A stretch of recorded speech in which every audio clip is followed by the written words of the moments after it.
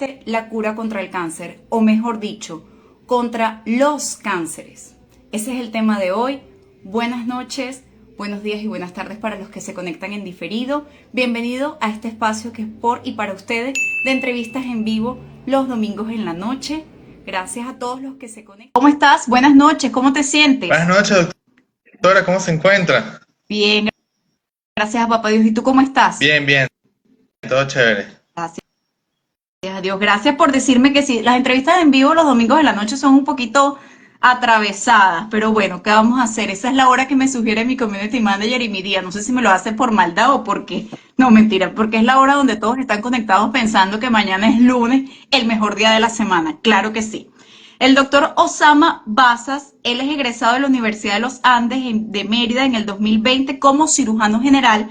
Actualmente es residente de cirugía oncológica en el Hospital Padre Machado y es coordinador nacional de 4 estudios internacionales en cirugía. Imagínense ustedes, yo creo que ustedes analicen y vean el nivel de los invitados que yo les estoy trayendo últimamente, para que ustedes vean ese nivel. Siempre inicio los live de la misma forma. ¿Nos podrías definir qué es un cirujano general y qué es un cirujano oncólogo y en qué se diferencian? Sí, claro, doctora. Bueno, le comento a toda la comunidad que nos está viendo, muchas gracias por conectarse.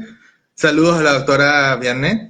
Les comento, un cirujano general es una especialidad médica. Mucha gente piensa que como en Venezuela dan el título de médico cirujano, ya somos cirujanos. No.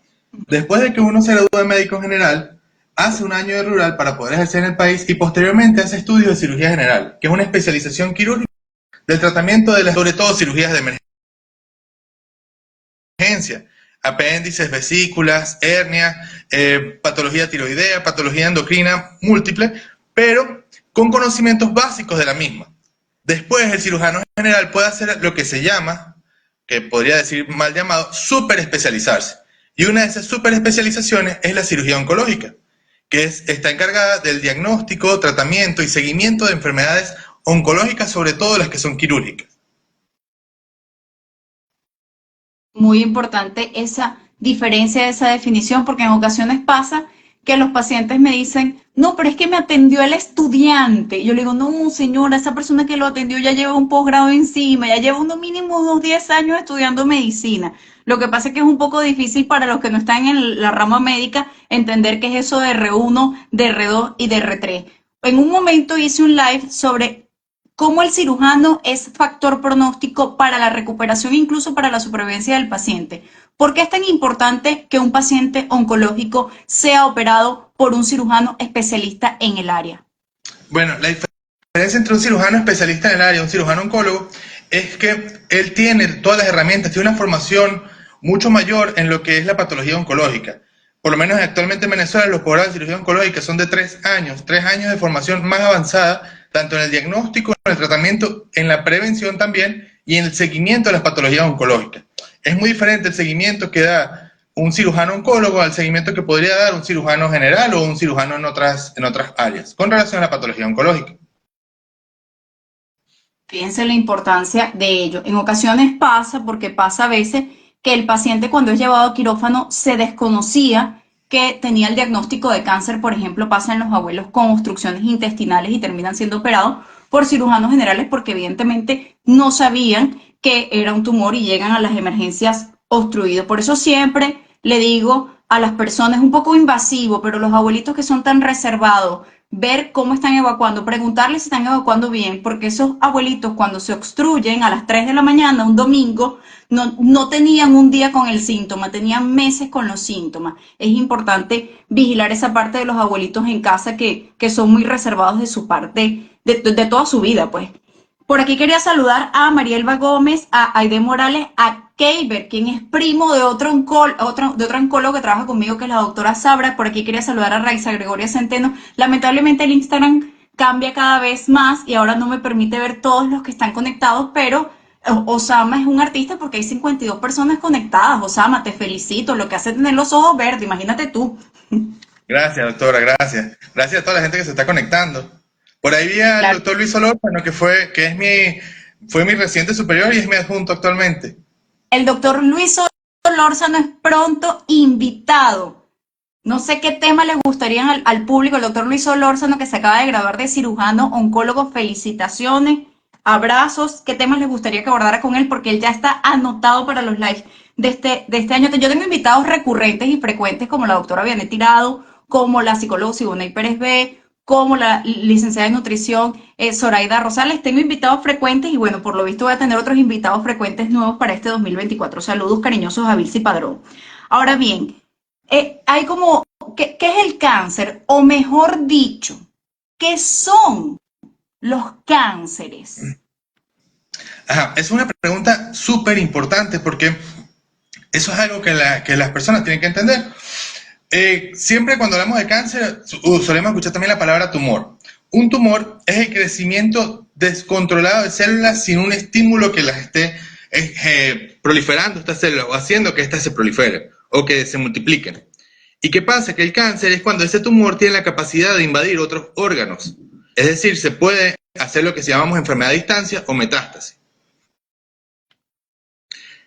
Ahora ¿Qué? bien, la forma en que ajá, lo que Dígame. pasa es que como no te estoy viendo me cuesta un poquito. Continúa. No, el problema es que cuando hablamos del cáncer, lo hablamos muchas veces como si fuese una sola cosa, pero es importante que la audiencia entienda que hay más de 200 tipos de cáncer, entonces no es uno solo, hay múltiples tipos, unos más frecuentes que otros, pero son bastantes tipos de cáncer que existen actualmente. Tal cual, con mecanismos completamente distintos. Por aquí está conectada la licenciada Jennifer, que es enfermera allí en el área de infectología. Ella es, hola, enfermera. Por aquí yo les había traído más o menos esta cosita, como siempre les traigo. Esta hoja yo creo que lo va a tener que mandar a plastificar. Este es el ADN. Justamente aquí es donde ocurre el daño. Estos cositos de colores son las bases nitrogenadas y parece que estuviesen desorganizadas, pero no, tienen un orden completamente específico. Y la alteración o el cambio de estas bases es lo que ocasiona las mutaciones y es lo que ocasiona en el cáncer. Por eso que se dice que el cáncer es genético. Recordemos que ese ADN está súper enrolladito en el cromosoma y ese cromosoma está dentro del núcleo de la célula. Esta es foto de Serafín Masparrote, el libro de biología para los que, dígame hasta dónde se conecta, para los que estudiaron y se graduaron en bachillerato aquí en Venezuela. Entonces fíjense cómo el doctor menciona, son diferentes entonces los tipos de cáncer que se pueden producir y sobre todo me gustaría que nos mencionara ¿por qué? Porque eso pasa también que la paciente a veces no va al médico porque cree que no es cáncer porque el tumor crece más lento. El hecho de que sean diferentes tipos de tumores significa que tienen diferentes patrones de metástasis y diferentes patrones de crecimiento. Sí, como habíamos hablado, entre esos 200 tipos de cáncer, inclusive por lo menos el más estudiado, que es, supongamos, el cáncer de mama, hay distintos tipos de cáncer de mama y cada uno tiene un patrón de crecimiento diferente.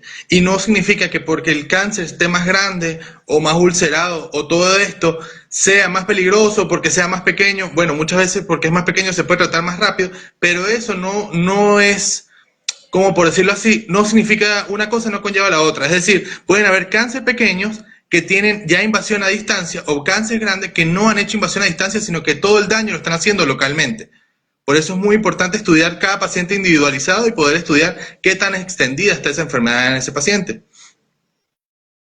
¿Y cómo se llega al diagnóstico de cáncer? Cuando tú tienes una sospecha en un paciente, después que tú le haces los estudios de imagen, lo interrogaste, lo evaluaste, ¿cómo se llega al diagnóstico? Ok, eso es una pregunta que utilizan mucho los pacientes. Nosotros siempre con los estudios de imagen o inclusive clínicamente cuando vemos una lesión podemos sospechar que es cáncer. Pero el cáncer es lo que nosotros llamamos un diagnóstico histopatológico.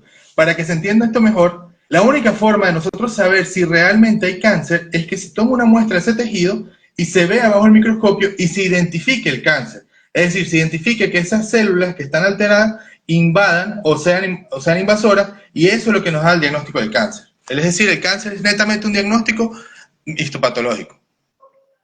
Importantísimo, por eso tengo un live completico hablando con una anatomopatólogo de cómo es que debe ser la toma de la muestra, por qué es tan importante la conservación de la misma, por qué se tardan varios días los anatomopatólogos en dar unos resultados. Y el doctor mencionó algo muy importante que siempre llama la atención, que es que hay diferentes tipos de cáncer de mama. También tengo una entrevista en vivo con otro oncólogo clínico hablando de la inmunohistoquímica y cómo esto difiere completamente en el pronóstico, en la forma en que crece la lesión, en el tratamiento o en los patrones de metástasis, porque los tumores tienen diferentes patrones de metástasis. No todos los tumores hacen lesiones a distancia a los mismos órganos. Ahora bien, tú más o menos lo habías mencionado, pero bueno, nada, aquí volvemos a mencionar varias veces la misma cosa.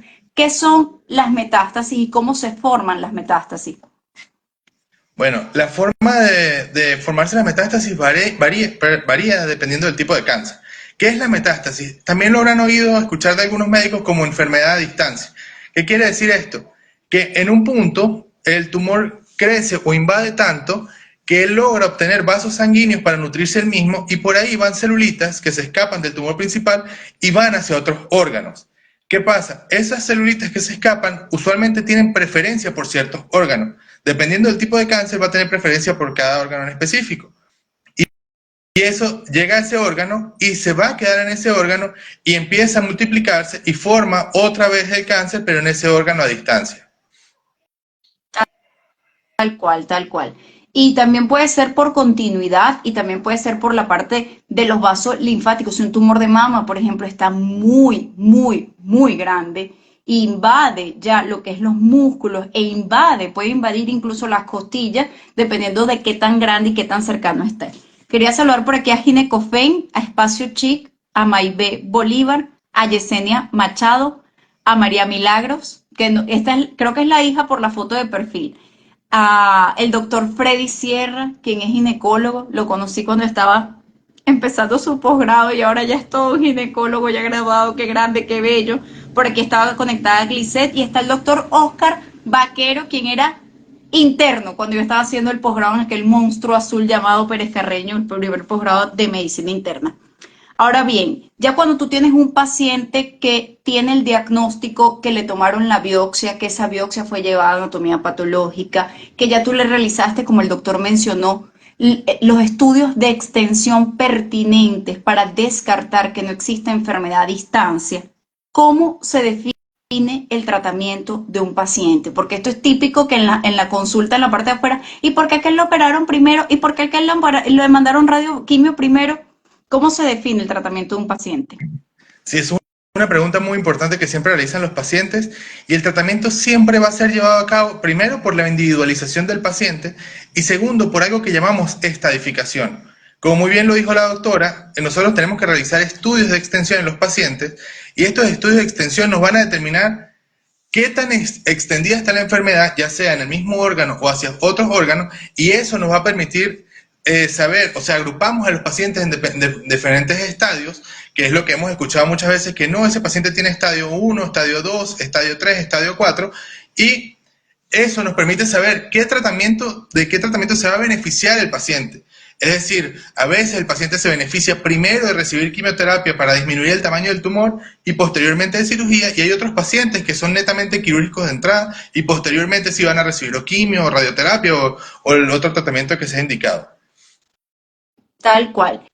¿Y cuál es la diferencia entre estadio, que por ahí mal dicho estadio, etapa, y el grado? Que los pacientes siempre confunden el grado y el estadio. Sí, el grado es muy diferente porque muchas veces los pacientes, claro, ellos le toman la muestra de la biopsia, ellos ven el reporte de la biopsia y a veces el reporte de la biopsia dice grado 1, grado 2, grado 3, pero eso es una característica microscópica del tumor. Es decir, grado 1 es cuando el tumor, por así decirlo, es más benevolente y grado 3 es cuando es un poco más agresivo.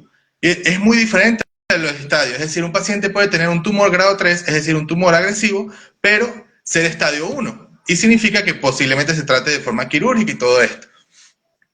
Importante lo que acaba de decir. Aquí cuando les pregunté de qué les gustaría que hiciera el live, Caroy Mati 1 me dijo, buenas noches, cirugía de mama. Perfecto, eso es un tema que siempre abordamos. Tengo un live que hice, oye, ya hice hace algún tiempo, ya lo hice hace 2 años, porque ya estamos en el 2024, sobre qué paciente es candidata a una mastectomía parcial o una mastectomía radical. Pero me falta todavía hacer varios lives sobre si debe o no debe quitarse la mama, la otra mama de forma profiláctica, una paciente cuando tenga cáncer. Y por aquí quería saludar cariñosamente a Belkis Roballo, que es una paciente, no es la más VIP, pero sí es una de las más VIP, y además que es tía de un excelente colega, entonces tienes esa responsabilidad social, ya está conectada a este achagua, ya está montada en una matica de mango para que le llegue la señal para poderse conectar, y a María Sabat que está conectada por allí, que también les he dicho, dígame dónde se conectan, ¿vale? Nadie me ha dicho dónde se conectan a los 2 seguidores pagos que siempre tengo allí para que se conecten. Yo le pago a 2 seguidores para, por si a las moscas en algún live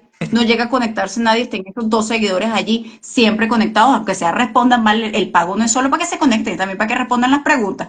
Por aquí saludos a Doris Márquez y a la Chiqui, salud doctora sobre los diabetes, ese tema, azúcar y cáncer. Oye, ese sí, tengo varios videos sobre eso, pero siempre es bueno volver a mencionar porque ese tema sí es bastante controversial. Entonces fíjense cómo el doctor mencionó que la etapa define el tratamiento y que es muy diferente al grado. Y mencionó la palabra clave, que es individualizar cada caso. Debemos individualizar cada caso porque no todos los pacientes son iguales, hay que ver edad, hay que ver comorbilidades, hay que ver cómo está el control de esas comorbilidades y hay que ver también disponibilidad de los fármacos. Y dependiendo de eso, y obviamente del nombre de la lesión, de la inmunistoquímica, de la etapa, de los estudios de imagen, es que nosotros definimos un tratamiento. Un tratamiento siempre basado en medicina, basada en evidencia científica, valga la redundancia. Ahora bien, ya entrando un poco en materia, el doctor, este tema fue propuesto por el doctor. ¿Por qué querías hablar de este tema en particular con respecto a la cura del cáncer? ¿Qué te motivó a escoger este tema? Claro que a mí me encantó y yo también lo tenía apuntado en algún momento a hablarlo. Porque particularmente he visto cómo muchos pacientes muchas veces mencionan de que por qué no se ha desarrollado una cura o últimamente me lo están preguntando más seguido en la consulta y quería hacer la especie de live para explicar, o sea, de forma más general a todas las personas que nos puedan escuchar, por qué no se había desarrollado o por qué no se ha desarrollado todavía una cura como tal. Entonces, poder explicarles de una manera más general, bueno, a todos los que nos puedan oír en este momento. Claro que sí. Fíjate, por aquí saludos, se conectaron desde Ecuador, saludos desde hija de Dalia Vergara, ahora estás ahí mismito. Por aquí se conectó Eric Roja, quien es visitador médico, todavía existen los visitadores médicos, algunos escasos, pero todavía existen. Y por aquí aquí mencionó Víctor una pregunta muy importante, claro, pero esto no es el tema de este live, pero es importante, en algún momento voy a tocar ese tópico, ya he hecho varios lives con neurocirujanos, de cuándo un tumor cerebral se puede operar. Claro, eso es importante, tiene que tener unas características en particular y siempre hay que valorar si es un tumor que se originó en el cerebro o que se originó en otra parte del cuerpo. Como línea general, bastante general, porque es difícil dar una orientación por aquí, ¿no? Porque uno siempre debe conocer todo el caso. Claro, en el caso de ella, yo lo conozco, los demás que están aquí no lo conocen. Cuando un paciente es sometido a un tipo de cirugía oncológica, debería estar controlado el tumor primario. El objetivo de una cirugía oncológica es eliminar, extirpar, borrar, quitar todo lo que es maligno. A veces eso no se puede hacer porque el tumor o está muy grande o no está muy grande, pero está muy, digamos, adherido a ciertas estructuras que son muy importantes. Por ejemplo, un tumor en el cuello puede que no sea tan grande, pero de repente está adherido a muchas partes y va a ser difícil la resección. Pasa lo mismo, y esto que es una de las preguntas más frecuentes que recibo en el directo del Instagram, el cáncer de cuello uterino, que por qué no me lo operan, por qué no me hacen una histerectomía de una vez. Yo le digo, lo que pasa es que si está un poquito ya grande, abarca muchas áreas y es muy difícil hacer una cirugía que asegure que no vaya a quedar nada de enfermedad allí por la ubicación anatómica del cuello uterino. Tiene por delante la vejiga, tiene el recto, va abajo la vagina, está toda una serie de estructuras anatómicas importantes que va a ser difícil de resecar completamente. Entonces, es importante cuando un paciente es sometido a una cirugía oncológica que se pueda resecar, eliminar, borrar o extirpar todo lo que sea maligno, y a veces para saber qué tan extenso está, es necesario, juro, los estudios de imágenes. Ahora bien, ¿se ha invertido suficiente dinero para la investigación contra el cáncer? No, realmente no se ha invertido suficiente dinero y eso es uno de los puntos álgidos del día de hoy. Bueno, recordar que nosotros no estamos haciendo este live para generar polémica, sino más bien para explicar de forma sencilla, nosotros que somos médicos venezolanos, que tenemos toda la vocación y toda la finalidad de querer ayudar a la gente, explicarles por qué eso no se ha logrado.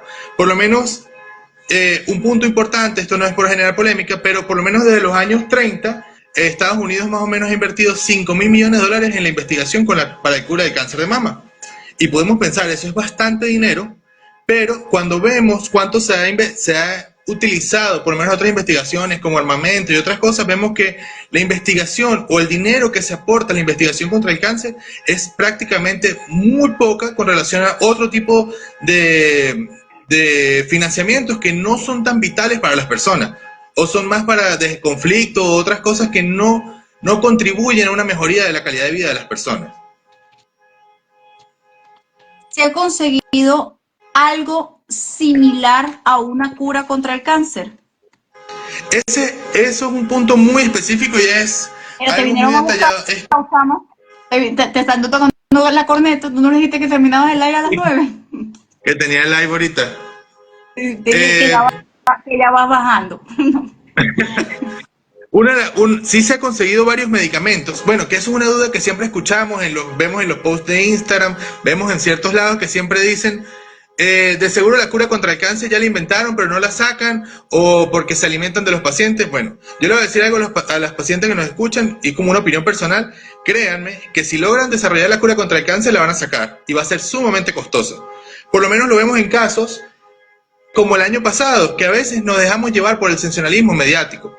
El año pasado se describió un medicamento que se llama dostarlimab para ciertos tipos de cáncer de colon. Y se trataron 12 pacientes con ese tratamiento de dostarlimab y los 12 pacientes tuvieron respuesta completa. ¿Qué pasa? Tuvieron respuesta completa en un solo año. Pero, y si en los próximos 4 años el medicamento contribuye a generar otro tipo de cáncer o algo así, pues sería bastante perjudicial. Y también quisiera acotar otra noticia que fue también un sensacionalismo mediático, que fue el desarrollo de las CAR-T, de las células T modificadas. No sé si se acuerda, doctora, que hace como 3 meses fue un sensacionalismo mediático que salió hasta en la patilla, salió en todos lados. En Instagram 50.000 veces. Bueno, yo quisiera aclarar eso un poquito con los pacientes para que entiendan por qué no podemos hablar de una vez que sale un tratamiento de que es la cura definitiva. Por lo menos las células CAR-T es simplemente, bueno, uno lo dice sencillo, pero es mucho más complejo que eso, es sacar las células de defensa del cuerpo del paciente, enseñarles cómo se ve el tumor, cómo huele, dónde está, y volverlas a meter en el cuerpo. ¿Qué pasa? En unos pacientes que se realizó este tipo de terapia, tuvo un beneficio sumamente importante y se curaron totalmente en menos de un año, pero se curaron durante un año. Pero ¿cómo sabemos que esas células de defensa que modificamos no van a trabajar de más? Y después que destruyen el tumor, van a empezar a atacar células del mismo cuerpo. Eso no podemos determinarlo en un año, hay que determinarlo en 5, 10, 15 años y ver cómo evoluciona antes de poder aplicarlos en otras personas. Es decir, los tratamientos para el cáncer, una vez que algunos es ligeramente efectivo, el beneficio realmente se ve en mucho tiempo si va a ser efectivo para poder aplicar en grandes grupos poblacionales. Totalmente de acuerdo contigo, siempre lo he mencionado, más si el objetivo es curar al paciente, es que esta curación permanezca en el paso del tiempo, y es por ello que los estudios de investigación con respecto al cáncer tardan tanto, porque no es lo mismo de repente probar un antibiótico para tratar una neumonía, que tú en 72 horas, en menos de 72 horas, en 48 horas ya tú evalúas el paciente, cómo están parámetros como los glóbulos blancos, la PCR, la BCG, que son valores que se alteran en sangre, evalúas al paciente clínicamente, sabes si se espaciaron los momentos de fiebre, si la tos está mejor, si recupera más su función pulmonar, si se siente mejor, tú en 48 horas dices, sí me está funcionando, no me está funcionando. En cambio aquí, tú tienes que ver a los pacientes en el paso del tiempo y hacerle estudios de imágenes pertinentes para saber cómo está todo. Por ahí quería saludar muy cariñosamente, no sé si todavía está conectado, porque como no puedo ver quiénes están conectados, al doctor Juan Saavedra, quien trabaja en la Sociedad Anticancerosa de aquí de Caracas. Yo lo voy a invitar para un live por allí. ¿Cómo son? Mencionaste lo del sensacionalismo, ahorita voy a decir algo sobre eso en las noticias, pero ¿cómo son los ensayos que conllevan a la aprobación de los diferentes fármacos para los diferentes tipos de cáncer? Bueno, empezando, que quiero comentar algo a las que nos escuchan, que prácticamente Cualquier persona puede investigar algo siempre y cuando utilice el método científico. Y el método científico, una de las cosas que incluye, por lo menos en nuestra área, es no lesionar a alguien. Por lo menos si yo sospecho que cierto tratamiento puede ser benéfico a los pacientes, yo puedo empezar a administrarlo, pero para eso siempre hay que tener dos cosas: un grupo control y un grupo que no es control, que no va a recibir el tratamiento, y ver cómo evolucionan los dos. Ahora, para llegar a eso de los grupos controles, primero el medicamento tiene que pasar por ciertas fases, que es lo que llamamos nosotros fases del ensayo clínico. La primera fase, que es la fase 0, que es prácticamente probar si las dosis pequeñas del medicamento o dosis del medicamento realmente disminuyen el tamaño del tumor o hacen efecto en el tumor. Luego pasan a otra fase donde se aplica el tratamiento en más personas para saber hasta qué punto es tóxico. Pero antes de esto, antes de haber realizado estas pruebas en humanos, tuvo que haberse realizado pruebas en animales que duran hasta 5 años, de 5 a 10 años. Entonces, posteriormente pasamos humanos, fase 1, fase 2, fase 3. Fase 3 ya es cuando son grandes grupos de personas que estamos evaluando si el tratamiento convencional, por lo menos, digamos así un ejemplo, alguien tiene la sospecha de que, como esto lo escuché en estos días, que el apio España se puede utilizar para tratar el dolor de cabeza. Si yo quiero probar eso, yo no tengo ningún problema, yo tendría que agarrar el tratamiento estándar para el dolor de cabeza, que es el acetaminofén, dividir 1000 personas, 500, o sea, 1000 personas que tengan dolor de cabeza, 500 para que reciban acetaminofén y 500 para que reciban apio España. Y no es simplemente evaluar el beneficio, sino también evaluar de que si tiene o no tiene riesgos, si tiene o no tiene efectos adversos, de que si no hace daño hepático, no hace daño renal, porque no es simplemente curar la enfermedad, no es solo que el paciente viva, es que el paciente viva bien. Importante eso que mencionas. De hecho, los grupos deben ser lo más homogéneos posible, porque si yo soy viva y yo quiero que el apio España salga victorioso contra el acetaminofén, yo al grupo al que le dé apio España, a ese grupo voy a colocar personas que sean más jóvenes, cuyas causas de dolores de cabeza sean más fáciles de tratar. En cambio, yo en el grupo donde voy con acetaminofén voy a tratar a pacientes migrañosos, donde es más difícil de controlar el dolor de cabeza, entonces va a aparecer por fuera, va a haber un sesgo, un error de interpretación, donde va a parecer que aparentemente la Apio España es mejor, pero cuando tú evalúas el grupo tú dices, epa, pero ya va. Claro, si el grupo de Apio España eran dolores de cabeza que eran más sencillos de tratar y más fáciles de quitar. ¿Estás ahí todavía? Como no te veo, sigues allí, ¿no? Perfecto. Es difícil saber si uno está ahí, pero sí, aquí estoy. Entonces, fíjense cómo el doctor menciona la importancia de los ensayos y cómo se hacen siempre sin dañar. Una vez, porque esto es un tema un poquito, nosotros estamos hablando las cosas aquí de forma muy superficial y muy somera para que nos puedan entender. Es muchísimo todo más complejo y todo lo que conlleva a un ensayo clínico. Ha pasado, y a varias pacientes se lo he dicho en oportunidades, que tengo pacientes que están enfermas, no se ven mal, porque no se ven mal, todavía realizan sus actividades de la vida diaria de forma independiente, pero lamentablemente ya yo como médico les ofrecí todo lo que tenía disponible en donde estoy y les he dicho, tú serías candidata a un ensayo clínico. Cuando una paciente tiene una enfermedad que está activa, que está, como me dijeron por ahí, doctora, no, dígame la palabra clarito, que una enfermedad que está metastásica, que ya ha recibido varios tipos de tratamiento, tú puedes inscribir a esa paciente en un ensayo clínico donde se esté probando, claro, previo consentimiento informado y explicación a la paciente de todos los pros y los contras, donde se esté probando un nuevo fármaco que ya en ensayos previos, incluso, como dijo el doctor, en ensayos en animales o en ensayos tipo 0, se ha demostrado que tiene un beneficio. Entonces tú podrías a esa paciente inscribirla en un ensayo clínico. Se están haciendo ensayos clínicos con respecto en el cáncer aquí en Venezuela. Sí, se hacen muchos estudios con relación al cáncer aquí en Venezuela, pero hay que acotar ciertas cosas. Muchas veces se hacen estudios que intentan mejorar ciertos aspectos del tratamiento con el cáncer.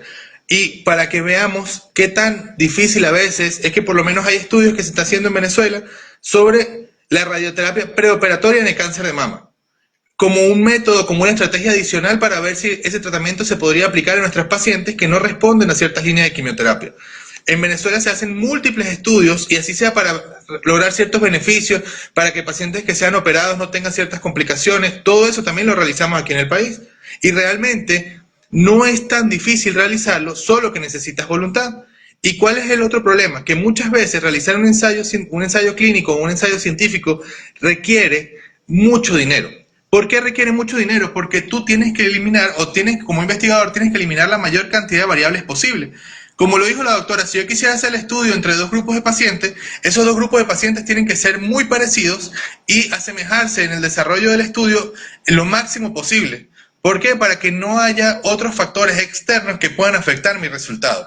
Es decir, si yo le voy a colocar a una paciente, voy a probar 2 quimioterapias, lo ideal es que las 2 quimioterapias sean, por decirlo así, de la misma fábrica. Porque si uno cambia uno de los medicamentos, entonces el ensayo va a tener algo que nosotros llamamos como sesgo, es decir, que va a haber una variable que pudo haber intervenido en que el resultado sea diferente.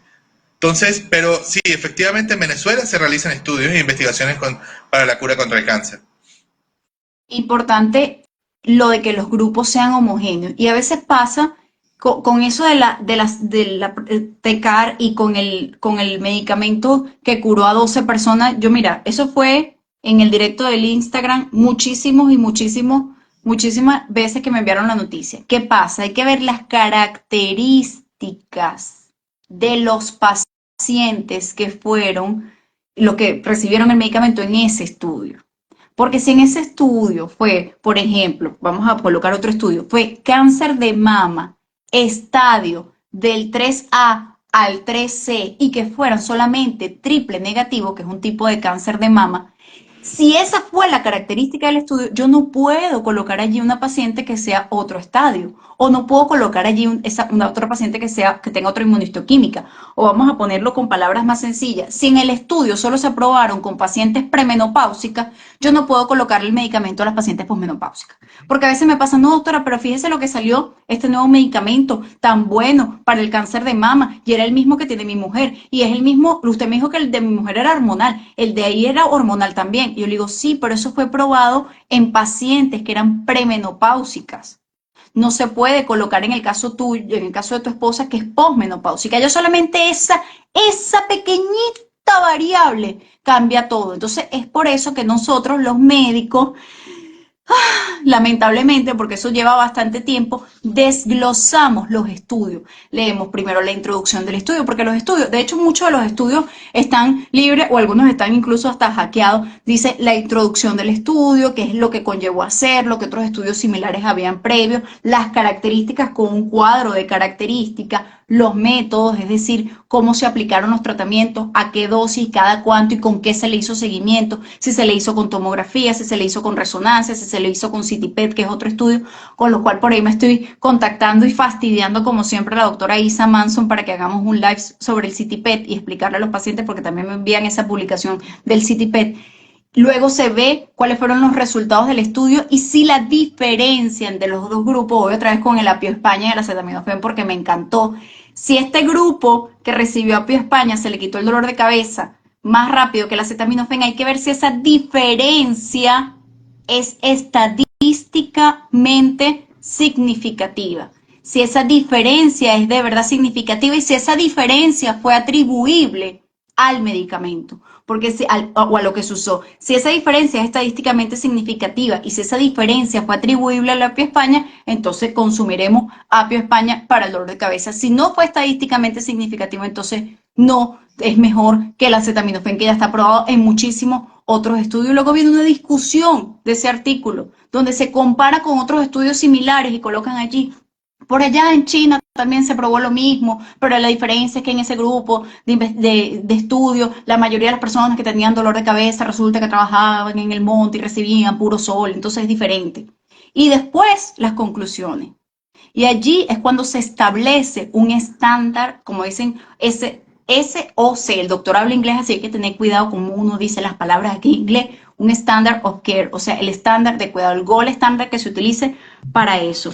Ahora, ¿crees que en un futuro haya una cura contra el cáncer o al menos contra algunos de los cánceres?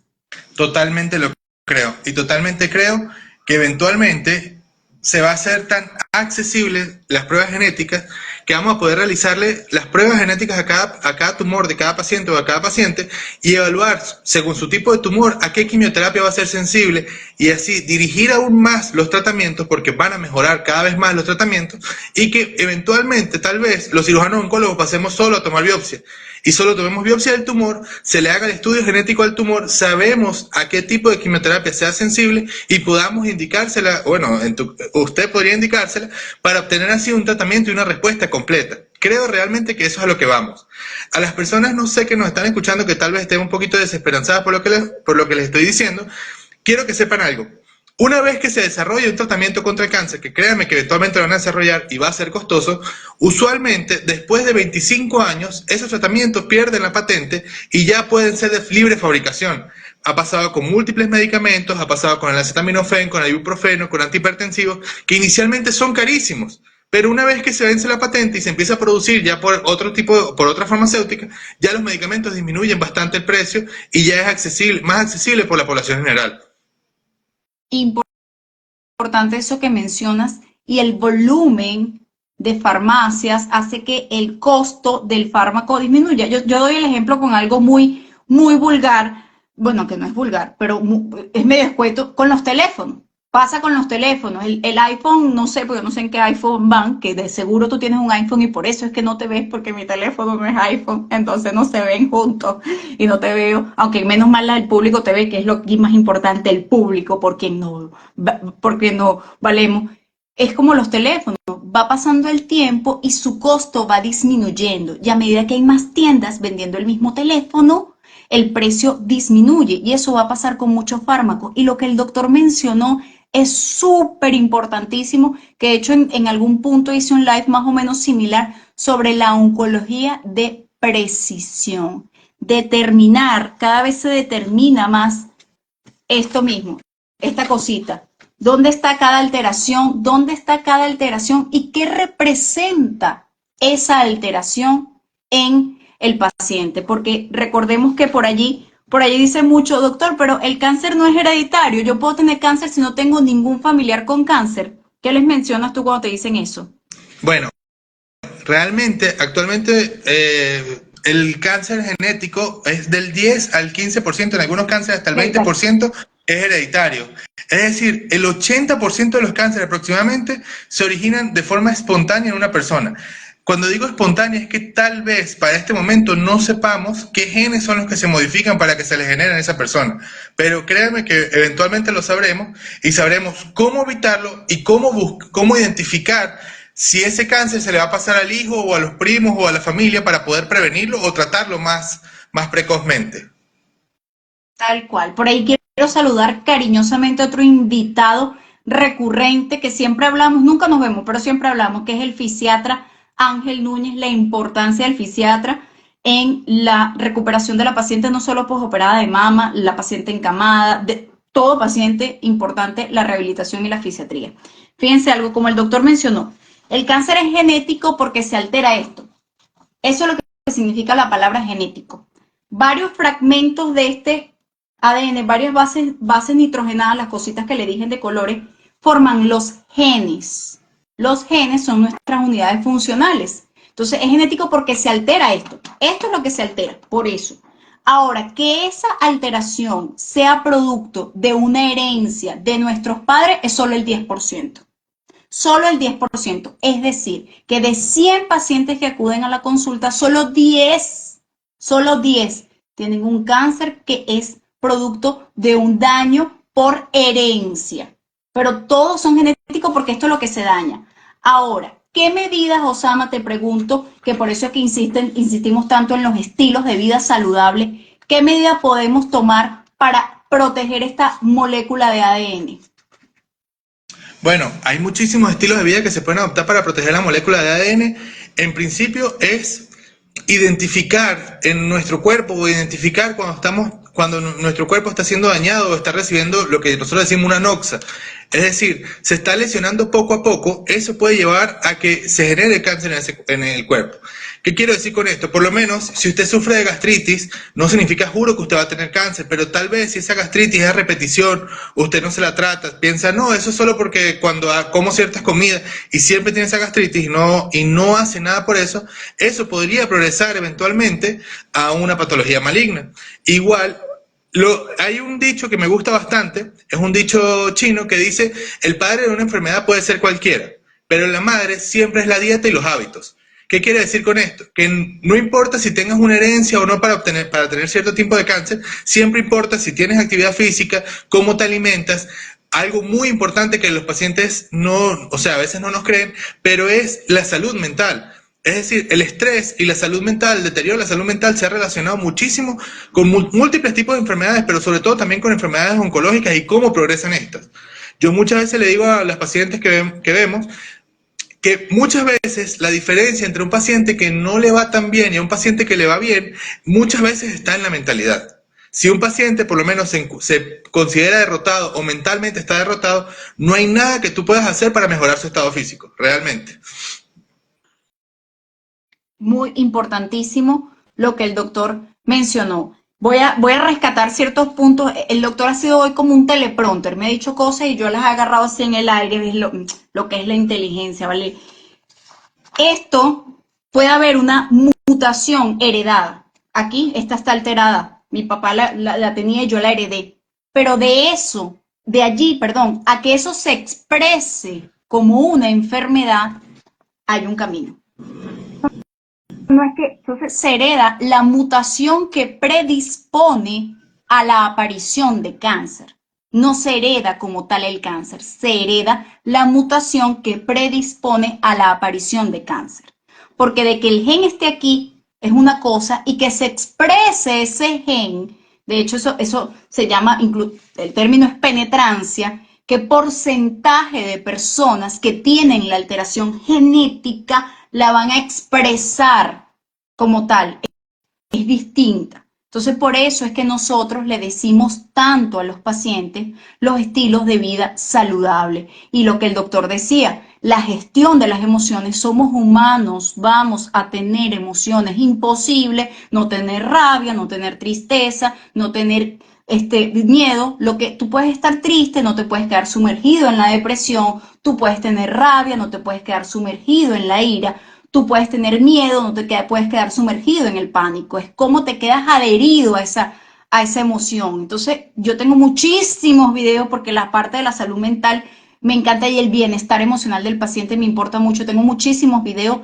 hablando sobre eso. La exposición al sol, la exposición persistente al virus de hepatitis B, hepatitis C, VPH, que tengo, eso sí tengo como 7, 8 videos. Ese es el otro tema que más hablo aquí, el VPH, la gestión de las emociones, los hábitos. Me encantó el dicho que el doctor dijo, los hábitos que tenemos de alimentación, de sedentarismo.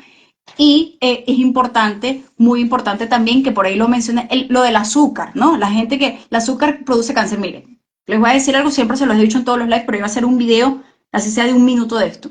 El cáncer se va a alimentar de todo. Si usted tiene un diagnóstico de cáncer, el cáncer se va a alimentar de todo lo que usted consuma. No se alimenta solo del azúcar. Si usted está embarazada y usted va a una parrilla y se come la morcilla con la cervecita y se come el pollo con el juguito. No, el pollo y el juguito no es que le llegue al bebé y la cervecita y la morcilla le llega a uno. No, todo va allí.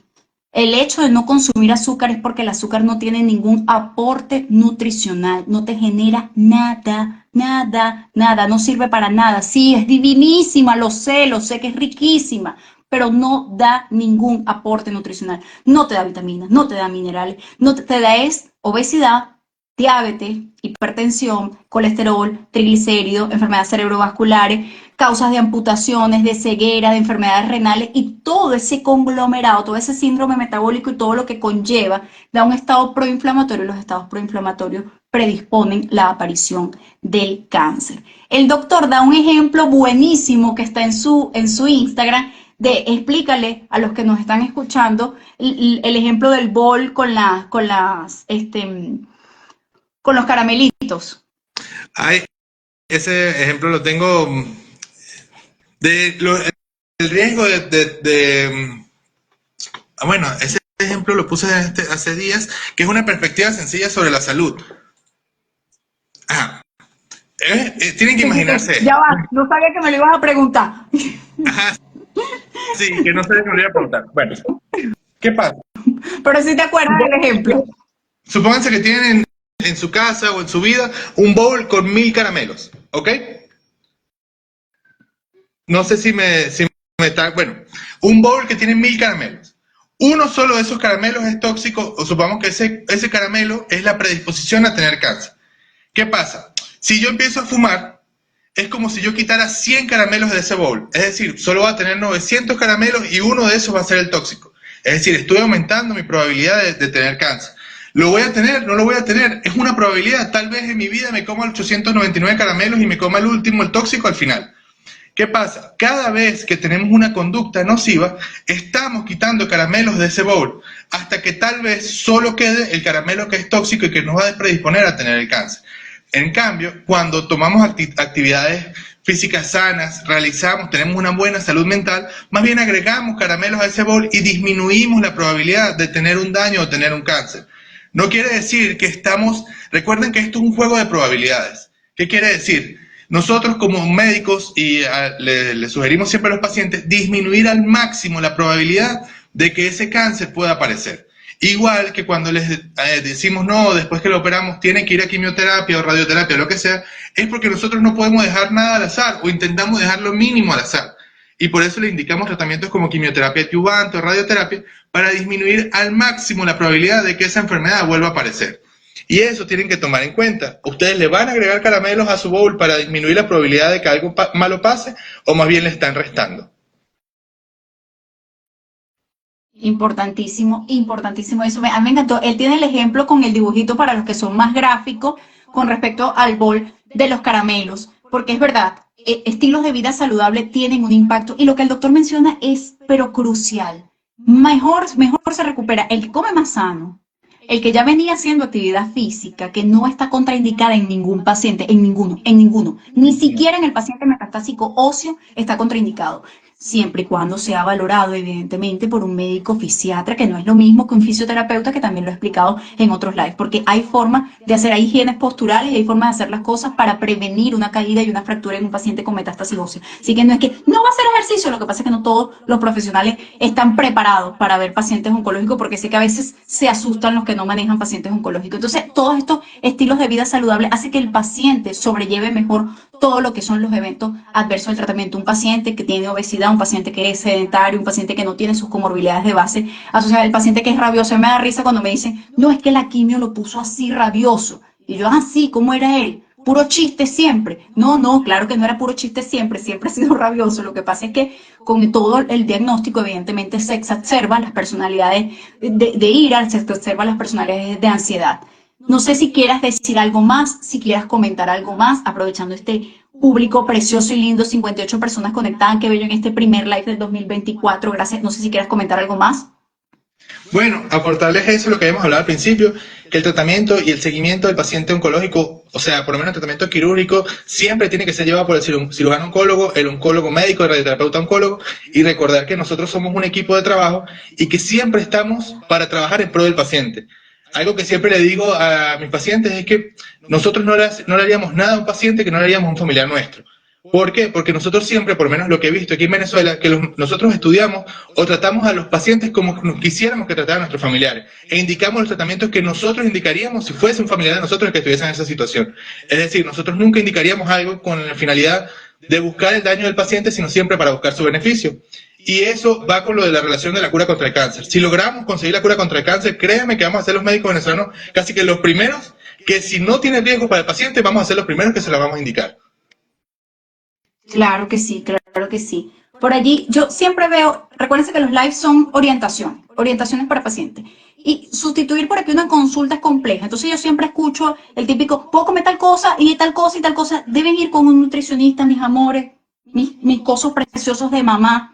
Tienen que ir con un nutricionista, eso no es por aquí, que me dice que yo voy a ir al mecánico y mira cómo suena, cha, cha, cha, cha, cha, cha, cha, cha, ¿qué hago? Le echo tal cosa, y me dice, amiga, no, o sea, tienes que traérmelo para yo verlo y qué vamos a hacer. Entonces, tiene que ir con un nutricionista. Siempre le digo a los pacientes, nosotros nos, como dijo el doctor, nos super especializamos y yo estoy especializada en el manejo del paciente oncológico, la parte médica, tratamiento médico, que por ahí voy a hacer un live de todo el arsenal, bueno, ya lo hice, mentira, el año pasado, de todo el arsenal terapéutico que tenemos, que no es solo quimio, tratamiento hormonal y muchas otras cosas más que utilizamos los oncólogos clínicos. Y la parte de la nutrición va a depender de los antecedentes del paciente, los hábitos del paciente, el diagnóstico del paciente, lo que tome o no, cuáles son, cómo están sus valores de proteínas, cómo están sus valores de creatinina, de bilirrubina, de colesterol, de triglicéridos, de hemoglobina, de glicemia, en qué peso está, si está ideal o no, cuál es su perímetro abdominal, el perímetro braquial, y luego de eso es que se calcula un régimen nutricional que lo calcula un nutricionista. Por aquí no podemos hacer eso así, ¿vale? Eso sería hasta negligente, ¿vale?